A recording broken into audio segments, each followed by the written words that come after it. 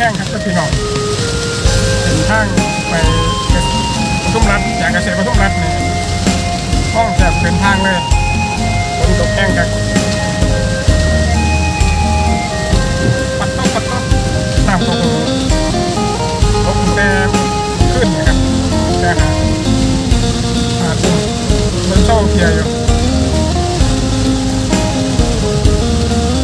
มันนี่คนต้องเทียแต่เคยอยู่บ้านนาใหญ่มาพร้อมกันตรงนี้ย่ำมือเศร้ามา